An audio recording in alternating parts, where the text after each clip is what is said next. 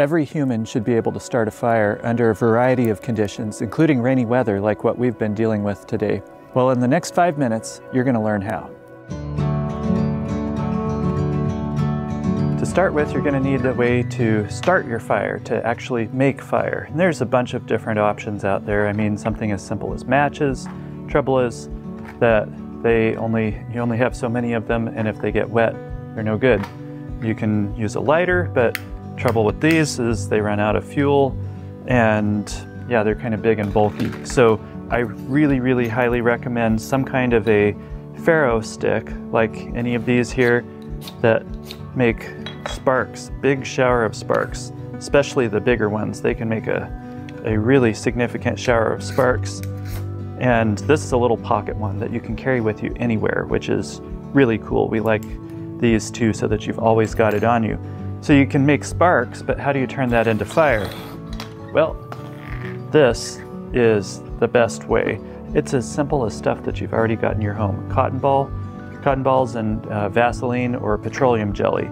So what we're gonna do is we're gonna take this, we're gonna soak this cotton ball with Vaseline. Okay, so I think I've gotten it pretty saturated now, and our next step is we're gonna squeeze out the excess, because if you leave all that excess in there, it's not going to catch a spark. Okay, I think I've gotten it pretty squeezed out.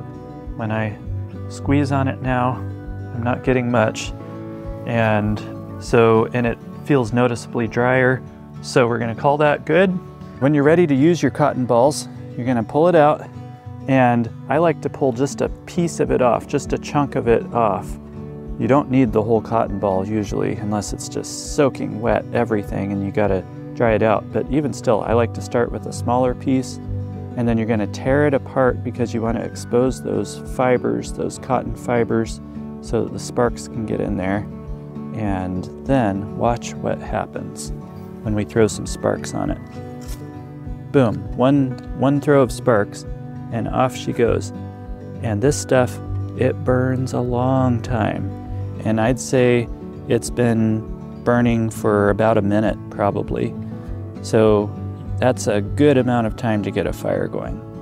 Birch bark is one of the best things for getting a fire going. Just kind of peel it off. Some birch trees you can get good slabs of it, like big slabs and everything, but just get what you can. Some of it is really fine paper like this, but this is gonna be excellent fire starter, especially when it's wet outside. I want you to bear in mind that this birch bark is super wet.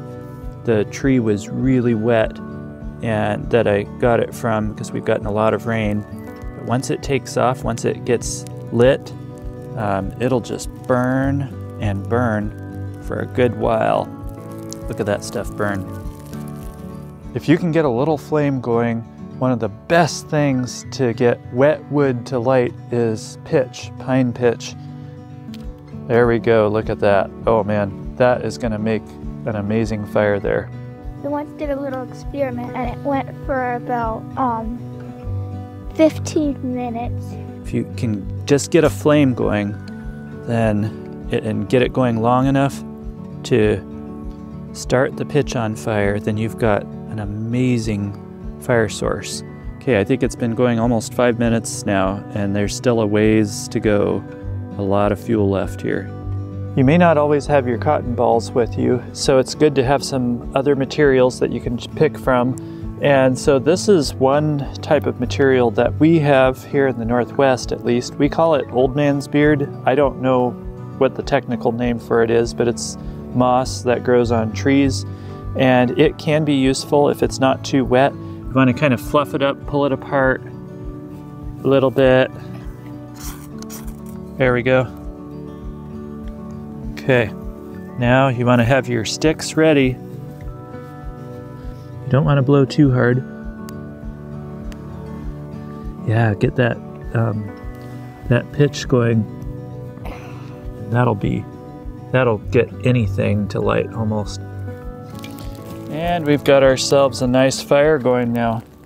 Starting fires is a skill that takes some practice, so I suggest that you try your hand at it in a safe environment where you aren't going to set the woods on fire. And it's going to be a skill that'll serve you really, really well. And if you're looking for any of the stuff that we mentioned today, just head on over to the 521 resources page at thereadylife.com/521, and we'll see you tomorrow on the 521 Preparedness Plan.